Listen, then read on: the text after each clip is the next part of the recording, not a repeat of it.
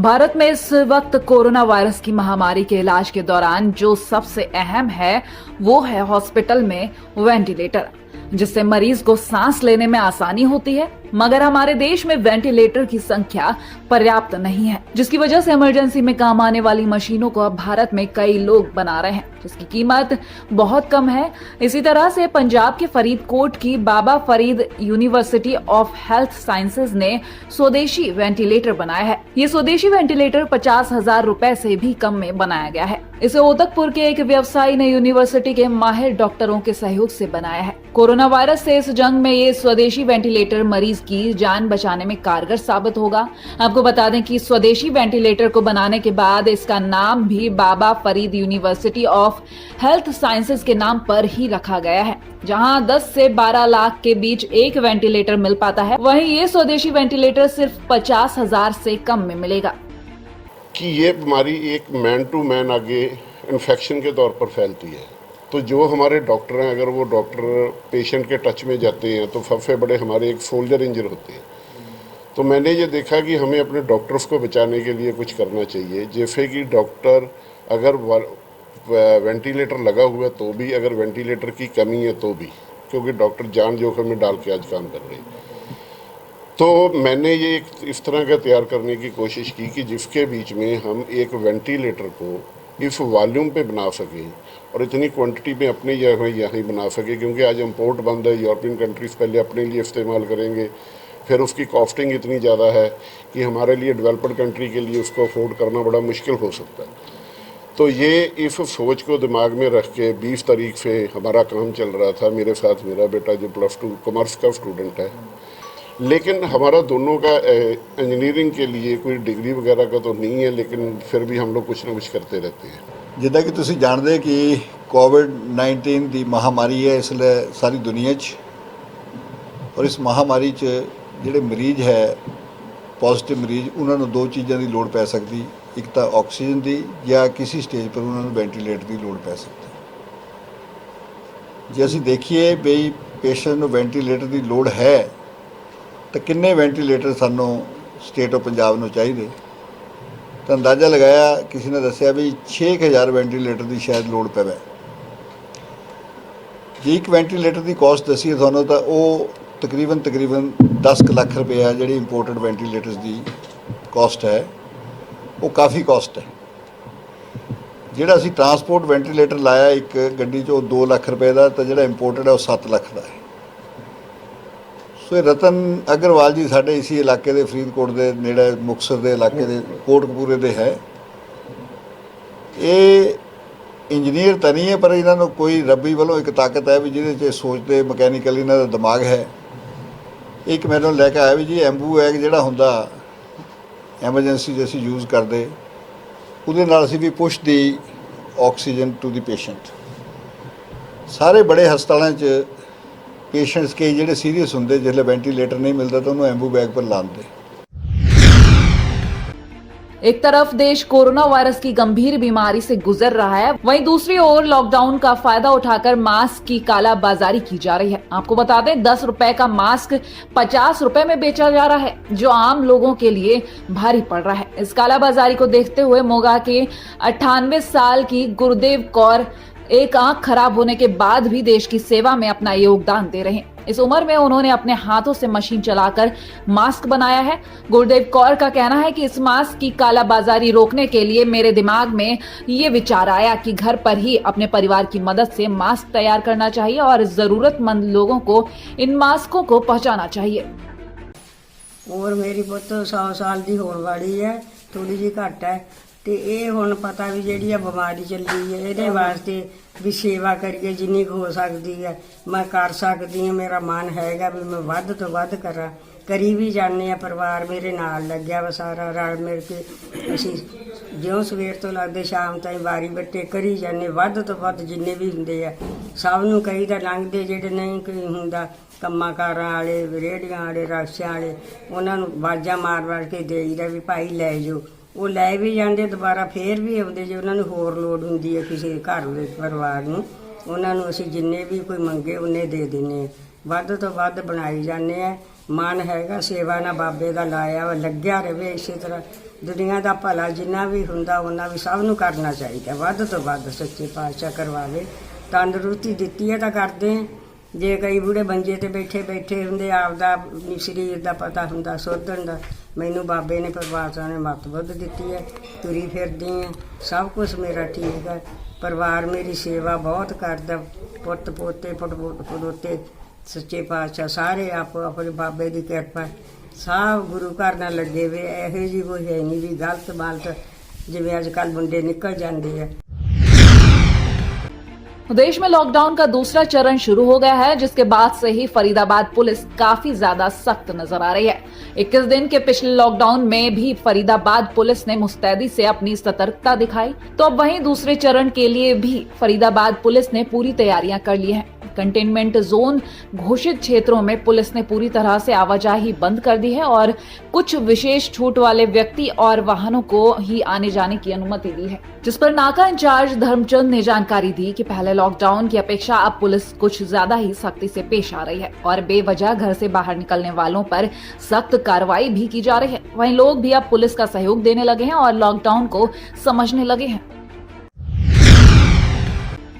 पंजाब के अमृतसर में जंडियाला गुरुगांव के पास ठटिया कस्बे में एक कॉलोनी में घर पर शॉर्ट सर्किट के कारण आग लग गई, जिसमें एक मोटरसाइकिल, एक फ्रिज सहित और भी घर का सामान और बिजली का मीटर भी जलकर राख हो गया। साथ ही 15,000 की नकदी और कुछ सोने के सामान का भी आग में नुकसान हो गया। आपको बता दें, आग पर काबू तो पा लिया गया, लेकिन आग को काबू करते हुए हरदेव सिंह बुरी तरह से झुलस गया। वहीं पत्रकारों से बात करते हुए अमरीक सिंह ने बताया कि आग लगने से सारे घर का सामान जलकर राख हो गया है और लॉकडाउन के कारण जो उन्होंने थोड़े बहुत पैसे जमा कर रखे थे, वो भी पैसे आग में जल गए हैं। अब आखिर में उन्होंने सरकार से मांग की है कि सरकार उनकी कोई आर्थिक सहायता करे, जिससे वो इस कर्फ्यू में गुजारा कर सके। ਅੱਗ ਲੱਗ ਚੁੱਕੀ ਸੀਗੀ ਤੇ ਬੁਝਾਉਣ ਦੇ ਕਾਰਨ ਮੁੜ ਵੀ ਜਦੋਂ ਪਾਣੀ ਪਿਆ ਵਾ ਤੇ ਚੱਕਦਮ ਤੇ ਭਵਾਕਾ ਮੁੜ ਵੀ ਮੇਰੇ ਵੱਲ ਨੂੰ ਆਇਆ। ਨਹੀਂ, ਅੱਗ ਕਿੱਦਾਂ ਲੱਗੀ ਹੈ? ਅੱਗ ਆਪਣੇ ਕੇਬਲ ਜੁੜਨ ਦੇ ਨਾਲ, ਕੇਬਲ ਬਿਜਲੀ ਦੀ ਤਾਰ ਜੁੜਨ ਨਾਲ ਲੱਗੀ ਆ। ਹਾਂਜੀ। ਤੇ ਕਿੰਨੇ ਕੁ ਜਾਣੇ ਸੀ ਜਦੋਂ ਅੱਗ ਲੱਗੀ? ਅੰਦਰ ਹੈ ਸੀ ਆਪਣਾ ਬੰਦਾ ਕੋਈ? ਹਾਂਜੀ, ਇਹ ਦੋ ਜਣੇ ਸੀ, ਇੱਕ ਮੈਂ ਤੇ ਇੱਕ ਮੁੰਡਾ ਸੀ। ਠੀਕ ਹੈ। ਦੋ ਜਣੇ ਨੇ ਮੈਂ ਧੱਕਾ ਮਾਰ ਕੇ ਬਾਹਰ ਕੱਢਤਾ। ਤੇ ਨੁਕਸਾਨ ਕਿੰਨਾ ਕੁ ਹੋਇਆ ਤੁਹਾਡਾ? ਨੁਕਸਾਨ ਵਾਧੂ ਹੋ ਗਿਆ, ਕੋਈ ਪਤਾ ਨਹੀਂ ਕਿੰਨਾ। ਇਹ ਸਰ ਬੱਤੀ ਨੇ ਸਪਾਰਕ ਮਾਰੀ ਹੈ ਸਰ। ਕਿੰਨੇ ਕੁ ਵਜੇ ਰਾਤੀ ਲੱਗੀ ਹੈ? ਇਹ 11 ਵਜੇ ਲੱਗੀ ਸਰ। 11 ਵਜੇ। ਹਾਂ। ਤੇ ਅੰਦਰ ਕਿੰਨੇ ਕੁ ਜੀ ਸੀ ਆਪਣੇ? ਅੰਦਰ ਸਰ ਦੋ ਕਾਕੇ ਬੇਟੇ ਆਪਣੇ। ਅੱਛਾ, ਤੇ ਬਚਾਅ ਹੋ ਗਿਆ ਉਹਨਾਂ ਦਾ? ਨਹੀਂ ਸਰ, ਉਹਨਾਂ ਦਾ ਬਚਾਅ ਸਰ, ਬਾਕੀ ਸਮਾਨ ਸਮੂਨ ਸਰ ਸੜ ਗਿਆ ਜੀ। ਅੱਛਾ, ਹਾਂ ਸਰ। ਸਮਾਨ ਕਿੰਨਾ ਕੁ ਨੁਕਸਾਨ ਹੋ ਚੁੱਕਿਆ ਤੁਹਾਡਾ? ਸਰ 1.5 ਲੱਖ ਰੁਪਏ ਨੁਕਸਾਨ ਹੋ ਗਿਆ ਸਰ। 1.5 ਲੱਖ ਦਾ? ਹਾਂ। ਕੀ ਕੀਮਤੀ ਸਮਾਨ ਕੀ ਸੀ ਵਿੱਚ ਉਹਦੇ? ਸਰ ਕੋ ਮੋਟਰਸਾਈਕਲ, ਇੱਕ ਤੇ ਮੋਟਰਸਾਈਕਲ ਸੜ ਗਿਆ ਸਰ। ਹਾਂਜੀ। ਇੱਕ ਸਰ ਥੋੜ੍ਹੇ ਰੁਪਈਆ 15,000 ਰੱਖਿਆ ਵਿੱਚ ਵਰਤੋਂ ਨੂੰ ਆਉਣ ਜਾਣ ਵਾਸਤੇ, ਤੇ ਦੋ ਛਾਪਾਂ ਸਰ। ਠੀਕ है। बाकी लीडा कपड़ा सब साथ सड़ गया सर। सरकार देश में कर्फ्यू और महामारी के चलते जरूरतमंद गरीब लोगों की सहायता के लिए राशन तो दे रही है, लेकिन कर्फ्यू और महामारी के कारण फुटपाथों, स्टेशनों और कई स्थानों पर फंसे जो लोग खाना खा रहे हैं, वो खाना सरकार द्वारा नहीं दिया गया है, बल्कि ये लोग संस्थाओं द्वारा बांटा हुआ भोजन खा रहे हैं। जब से कोरोना वायरस की शुरुआत हुई है, तब से अमृतसर के डायसन कम्युनिटी सेंटर में diocese of Amritsar church of north India द्वारा सबसे आगे होकर सेवा कर लगातार रोजाना 500 लोगों को मास्क और सैनिटाइजर से हाथ साफ कराकर भोजन बांटते हैं। इस मौके पर diocese of Amritsar church of north India के बिशप डॉक्टर पीके समंता राय ने इसके बारे में जानकारी देते हुए बताया कि ये सेवा लगातार जारी रहेगी जब तक कोरोना महामारी खत्म नहीं होगी। ये तो देखिए, लॉकडाउन के बाद 28 मार्च से हम लोग जो है ये फूड डिस्ट्रीब्यूशन शुरू किया, क्योंकि मैंने देखा ये फ्लाईओवर के नीचे कम से कम यहाँ 200 से ज़्यादा लोग यहाँ रहते हैं और सुबह कोई उनको चाय पाई दे देता है। तो मेन जो है लंच का, क्योंकि हमने सोचा कि कम से कम दिन में एक बार भी ठीक से खाना मिल जाता है तो ये मरेंगे नहीं, भूख से नहीं मरेंगे। और चाहे कोई कोविड से मरे ना मरे, मगर भूखा मरना वो पाप है।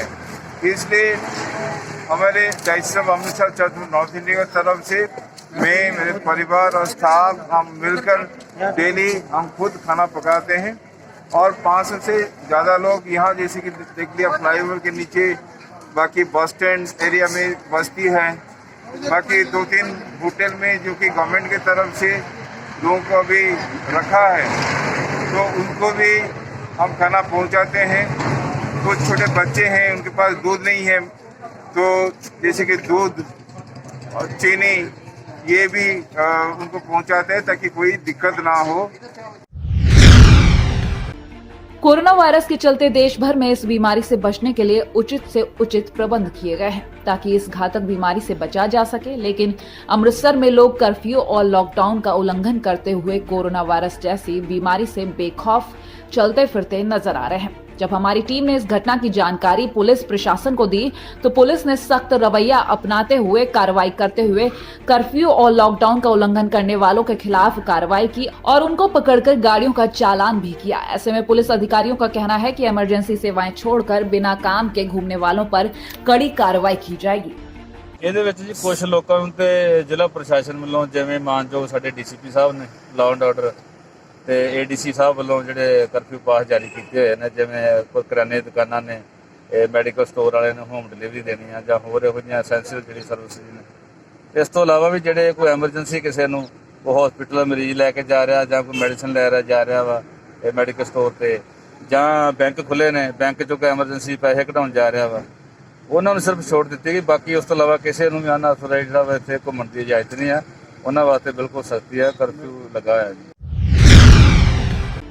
देश के प्रधानमंत्री नरेंद्र मोदी के आह्वान पर हरियाणा के बल्लभगढ़ में जगह जगह पुलिसकर्मियों और सफाई कर्मचारियों पर फूल बरसाकर उनका स्वागत और सम्मान किया जा रहा है। आपको बता दें, बल्लभगढ़ के सेक्टर 8 और 10 के मार्केट में सफाई कर्मचारियों के ऊपर फूल बरसाए गए, उन्हें माला पहनाई गई, साथ ही उन्हें मास्क भी वितरित किए गए। कर्मचारियों ने कहा कि इस आफत की घड़ी में वो हर रोज आम आदमी की सेवा में लगे रहते हैं और उन्हें जो सम्मान मिल रहा है वो उससे बहुत खुश हैं। इस मौके पर बलवीर सिंह प्रधान, श्रीनंद डकोरिया, सोहनपाल जितेंद्र भी मौजूद रहे। वहीं परिवहन मंत्री के बड़े भाई ट्रिपरचंद शर्मा ने भी अपने निजी जनों के साथ मिलकर सफाई कर्मचारियों का स्वागत और सम्मान किया। इस मौके पर महिला सफाई कर्मचारी भी मौजूद रही। आज देश के अंदर जो बहुत बड़ी महामारी फैली हुई है, जो हमारे डॉक्टर, सफाई कर्मचारी, पुलिस, बहुत बड़ा योगदान है इनका। जितना सम्मान करें, जितना स्वागत करें वो भी कम है। ये हमारे लिए 24 घंटे हर अपनी जान को लगाए हुए हर काम में लगे हुए हैं। हम रात दिन सफाई में लगे हुए हैं, कोरोना का संघर्ष कर रहे हैं और मेरे कर्मचारी भी रात दिन से मेहनत कर रहे हैं। अच्छा, तो अब आज क्या कार्यक्रम था ये? आज कार्यक्रम इसका हमारे एमएलए साहब का बहुत अच्छा प्रोग्राम लगा। उन्होंने सुबह सूचना दी कि मेरे ऑफिस पर आकर मैं खुद अपने हाथों से फूल मालाएं आपके करूँगा और आपको थोड़ी बहुत जो भी सेवा बनेगी उसके मैं तैयार रहूँगा। पंजाब में भी कोरोना वायरस के केस काफी ज्यादा बढ़ गए हैं। वहीं लुधियाना के एसीपी को कोरोना वायरस होने के बाद अब पंजाब पुलिस पूरी तरह से सतर्क हो गई है और पुलिस मुलाजिमों के टेस्ट भी करवाए जा रहे हैं। उनको कोरोना वायरस को लेकर जागरूक भी किया जा रहा है। इस संबंध में लुधियाना के traffic incharge ACP Gurdev Singh की प्रधानगी में एक मीटिंग भी की गई। इस दौरान ट्रैफिक इंचार्ज गुरदेव सिंह ने कहा कि कोरोना वायरस जैसी भयानक बीमारी के लक्षण सबको पता होने चाहिए। साथ ही उन्होंने कहा कि पुलिस मुलाजिम को इस संबंध में जागरूक करने के लिए एक बैठक बुलाई गई है जिसमें सोशल डिस्टेंसिंग का भी ध्यान रखा गया है। इसके अलावा उन्होंने कहा कि ये सबको चाहिए कि वो अपना ध्यान खुद रखें ताकि वो दूसरों को भी इस भयानक बीमारी से बचा सकें। जिवें कि तुहानूं पता ही है कि जिहड़ी ये कोविड-19 कोरोना डिसीज़ है, इहदे जिहड़े लक्षण ने बंदे नूं बुखार आउणा, सुक्की खंघ आउणी, शरीर नूं थकेवा महसूस होना, शरीर टुੱਟਿਆ टुੱਟਿਆ महसूस करदा, ये लक्षण है। तो ਇਹਦੀਆਂ ਅੱਗੇ ਪ੍ਰੀਕਾਸ਼ਨਸ ਹੈਗੀਆਂ, ਜਿਹੜੀਆਂ ਮੇਨ ਪ੍ਰੀਕਾਸ਼ਨ ਉਹ ਹੈਗੀ ਆ ਸੋਸ਼ਲ ਡਿਸਟੈਂਸ ਮੇਨਟੇਨ ਰੱਖਣਾ, ਜਿਹਦੇ ਕਰਕੇ ਸਾਡੀ ਭਾਰਤ ਸਰਕਾਰ ਵੱਲੋਂ, ਸਾਡੀ ਪੰਜਾਬ ਸਰਕਾਰ ਵੱਲੋਂ ਕਰਫਿਊ ਲਗਾਇਆ ਗਿਆ ਹੈ ਤਾਂ ਕਿ ਸੋਸ਼ਲ ਡਿਸਟੈਂਸ ਮੇਨਟੇਨ ਰਹਿ ਸਕੇ। ਲੋਕ ਜਿਹੜੇ ਹੈਗੇ ਆ ਉਹ ਇਕੱਠੇ ਨਾ ਹੋਣ, ਕੋਈ ਭੀੜ ਨਾ ਬਣੇ ਇੱਕ ਜਗ੍ਹਾ ਤੇ, ਕੋਈ ਉਹੋ ਜਿਹੀ ਜਿਵੇਂ ਸ਼ਾਪਿੰਗ ਨਾ ਕਰਨ, ਤਾਂ ਕਿ ਇਹ ਜਿਹੜੀ ਬਿਮਾਰੀ ਹੈ ਇਹਨੂੰ ਫੈਲਣ ਤੋਂ ਰੋਕਿਆ ਜਾ ਸਕੇ। फर्रुखाबाद के स्वास्थ्य विभाग के जिला अस्पताल से दो शर्मनाक तस्वीरें सामने आई हैं। जी हां, स्वास्थ्य विभाग की कार्यशैली पर इससे सवालिया निशान खड़ा हो चुका है। जानकारी के अनुसार मऊ दरवाजा निवासी 65 वर्षीय बुजुर्ग को टीबी की बीमारी थी। बुधवार को अचानक तबियत बिगड़ने पर परिजनों ने उनको अस्पताल ले जाने के लिए एम्बुलेंस को कॉल किया, लेकिन कई घंटे बीत जाने के बाद भी जब एम्बुलेंस नहीं पहुंची तो इलाज के अभाव में बुजुर्ग की मौत हो गई। वहीं सदर कोतवाली के नए बस्ती निवासी एक बुजुर्ग की तबियत अचानक खराब हो गई। परिजन एम्बुलेंस के लिए घंटों फोन करते रहे, मगर जब एम्बुलेंस नहीं पहुंची तो उनका भतीजा उनको स्कूटी पर बैठाकर जिला अस्पताल पहुंचा, जहां इमरजेंसी डॉक्टरों ने 15 नंबर ओपीडी ले जाने को कहा, लेकिन वहां भी डॉक्टर के ना मिलने पर बुजुर्ग का इलाज नहीं हुआ, जिसके बाद बुजुर्ग को घर पर वापस लाया गया। ऐसे में स्वास्थ्य विभाग की व्यवस्थाओं पर सवालिया निशान खड़ा होता नजर आता है। ताऊ जी को दिखाने आए थे। कहाँ पे लेके आए थे? ये अपने लोहिया अस्पताल। किससे लेके आए हो आप? बिक्की से क्यों लेके आए? एम्बुलेंस को फ़ोन किया, एम्बुलेंस आई नहीं, 1.5-2 घंटे इंतजार किया, नहीं जब एम्बुलेंस आई तो हम बिक्की से ले आए। बिक्की से बीच में बैठा लेके आए हो? फिर इमरजेंसी आप लेके आए हो, वहाँ पे दिखाया? इमरजेंसी में दिखाया, वो इधर उधर टहलाने लगे। क्यों? बोल रहा है कि उधर जाओ, कोई बोल रहा है 15 नंबर जाओ। कोई डॉक्टर बैठा ही नहीं है? डॉक्टर नहीं बैठा। तो आपके ताऊ जी को भी देखा ही नहीं किसी ने? किसी ने नहीं देखा। कितनी देर हो गई लगभग? ये लमसम अभी ज़्यादा था 20-25 मिनट। तब से इधर से भटक रहे हो? भटक रहे हैं इधर उधर। देखिए, ये स्पष्ट निर्देश है कि जो गंभीर किस्म के रोगी आते हैं उनको देखना है। छोटे मोटे टाइप की जो चीज़ें हैं उनके लिए मनाही है, लेकिन जो गंभीर टाइप के पेशेंट आते हैं उनको देखना है। मैं इसकी पड़ताल करूँगा कि क्यों नहीं उसको अटेंड किया गया। साथ ही फ्लू कॉर्नर भी बनाया गया है, जिसमें भी फ्लू से संबंधित जो कि कोरोना वायरस के इन्फेक्शन से बहुत रिजेम्बलेंस होते हैं, इसकी वजह से उस फ्लू कॉर्नर बनाया गया। उस तरह के सभी पेशेंट को देखा जाना है। ये स्पष्ट निर्देश हैं और इसमें कोई हिलावाली होगी तो उसमें हम कार्रवाई करेंगे।